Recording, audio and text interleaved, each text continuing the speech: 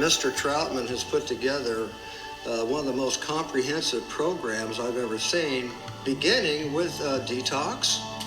When you put that first foot through the door to make the change in your life, and then he has the meetings, he has a clean and sober living so that people can have a safe environment in which to begin their new journey into life. You know, we all come here in a very precarious position, and now, you know, you got hope. And then he has a recovery program, which is separate from the detox or from the clean and sober living. It's a 30-day or 60-day program where folks can go and learn the basics of what sobriety is all about. I think he's done an absolutely wonderful job and has been a great servant to a lot of people. I've heard over 5,000 people have been through his program. Hi, my name's Troutman. I'm the founder and CEO of Clean and Sober Living. I got sober in 1985, and I was one of those people that didn't fit into a 12-step meeting that easily. I was actually in intervention. But that was good for me because that gave me a head start when I started going to 12-step meetings. But I still had 22 and a half hours in the day after I went to an hour and a half meeting, which I had to occupy my time. What I did is I lived with other people who were clean and sober, and that helped me out tremendously. My brother didn't have these same options. He died from a drug overdose in 1986. 1989, after several years of research, I officially started Clean and Sober Living.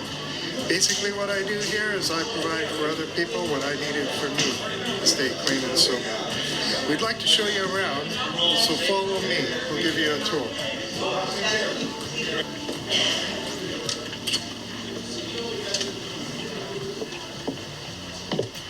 You know, back when I was drinking, there were a lot of times I probably should have got to clean and sober, but I just couldn't do it. I remember one time specifically, I went to a 12-step meeting. I was there for about 15 minutes, and I decided to leave. I went across the hallway, got a haircut instead. You know, I just wasn't one of those people that could go into a meeting and just sit there and become a part of. So when I went to treatment, and I got that 28-day treatment program, I felt a lot better. I felt like I could fit in a little bit better. Plus, I was living with other people who were clean and sober. So I was occupied during the rest of the day and rest of the evenings. It worked for me. When my brother wanted to get clean and sober, he called me up, and I tried to take him to a meeting on 3 different occasions. But before I could take him to the meeting on the 3rd occasion, I got a call a night before the meeting that he was dead from a drug overdose. You know, alcoholism and drug addiction is a very serious disease. It's a biopsychosocial disorder. A lot of people don't recognize it as that. You got the bio part, which is the physical obsession. You got the psycho part, which is the mental obsession. And then you have the social part. A lot of people don't think about the social part. But you know what? If I quit drinking and using, and I can't hang around with my buddies anymore, what am I going to do? Am I going to sit in my apartment all by myself? Well, that's not going to work very long. Sooner or later, I'm going to venture out, and I'll probably end up relapsing.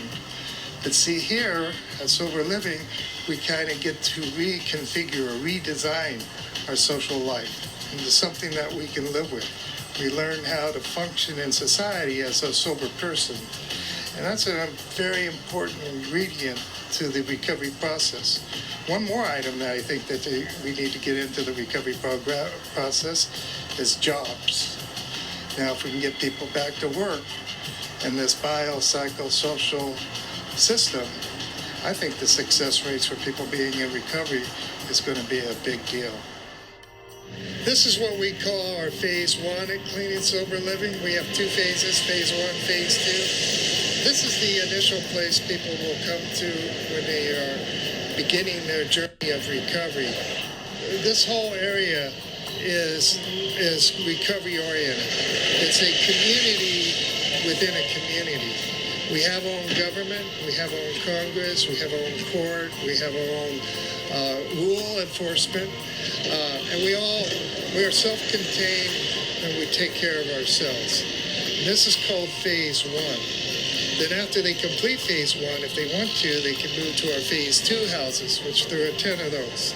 And those are all single rooms, and they can live there with other people as a college roommate, would share a house with other people while they're going to school. This would look more like dormitory style living, 2 people per room, but they're all like-minded. The focus for being here is to be clean and sober, which makes that journey very easy to do.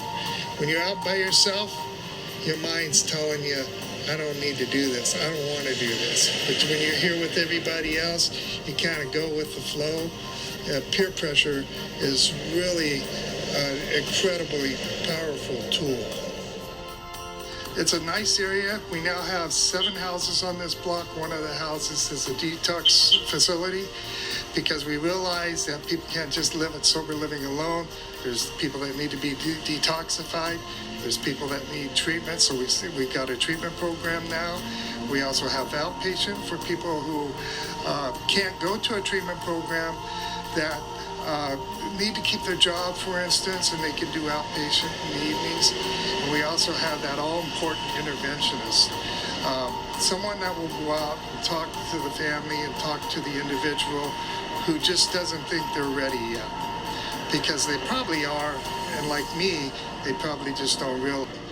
What sober living really affords a family member, a son, a husband, a wife, is, say they're coming from a treatment center, and the chances of them going back into their own environment, their home, their apartment, their friends, that whole lifestyle, their chances of staying sober are not great. If they're moving here to clean and sober living, they're not just moving to a transitional house, they're moving into a community that is instantly, 50, 60, 70 people, where there's not just a few other individuals. It's this like little town of recovering addicts and alcoholics. And